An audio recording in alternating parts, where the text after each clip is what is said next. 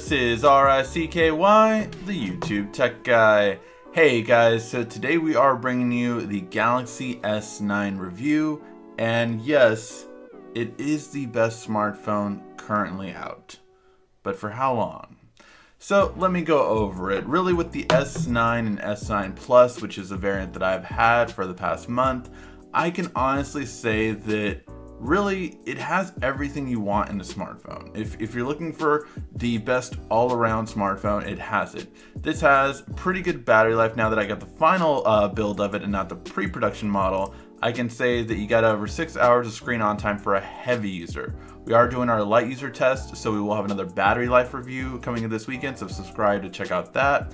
But you really do get a lot. You also get an amazing and, in my opinion, the best current video quality you can get on a smartphone. And even compared to some professional cameras under $1,000, the 4K footage on this is amazing. And I love that you can actually make a 4K video, not just any rinky-dink video you get online, but a 4K video, your lock screen wallpaper, and the way that Samsung uses it with the transparency, so the text just looks amazing. It really stands out. Every time I'm out somewhere and people see it, they're like, what is that?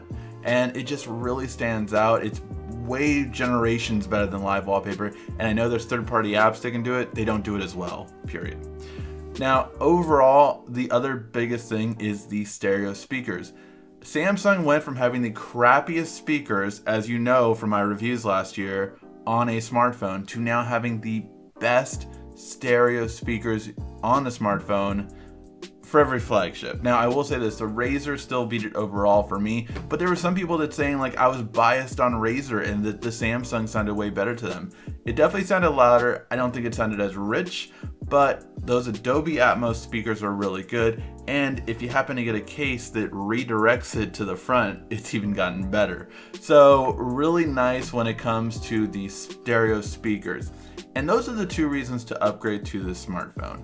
In my opinion, if you really want like an all-around good smartphone, there are lots of good options right now. There's mainly three big competitors to it, and that is the Pixel, the iPhone 10, and the Note 8. These are the two that you would choose between this phone. And overall, does it beat each of them in certain categories? Yes. Do they beat this phone in certain categories? Yes. But for the all-around best smartphone, it has great battery life, on par if not better than all of those smartphones. It has a camera that beat all of these cameras in our side-by-side camera comparison. So yes, in terms of top overall camera, it is the best. It definitely has the best camera hardware, period. Software-wise, you can still make an argument for the Pixel, and again, we did a side-by-side camera comparison, so check that out for the 8 different categories we went over. But when it comes down to it, is it an upgrade from the Note 8? Is it an upgrade from the S8? Yes, but is it worth it, and should you wait for the Note 9 is always the question for Samsung users, and that's up to you. Is this better than last year's models? Yes. Is the Note 9 going to destroy it? Yes. So that's up to you. Overall though, what reasons not to get it? Well, again, it's incremental upgrade. So should you wait or should you not? Should you wait for the S10 coming out next year? It is completely up to you. Overall though, if you're asking me which is the best smartphone right now, yes, in terms of camera quality, this is the top. In terms of speaker quality, this is the top. However, again, if those are not your main reasons for a smartphone, if battery life or if updates, if you still care about updates in this day and age, sure, why not? That's all up to you, but it really doesn't matter to me. For me, the software that Samsung puts is better than Google's in a lot of ways. For split screen, for example, God, Google fixed your split screen on the Pixel. But in terms of everything it has, I really do like everything that it brings. When you're talking about wireless charging, when you're talking about waterproofing, when you're talking about expandable storage and a headphone jack, you have all the extras of a smartphone that I feel are taken for granted nowadays.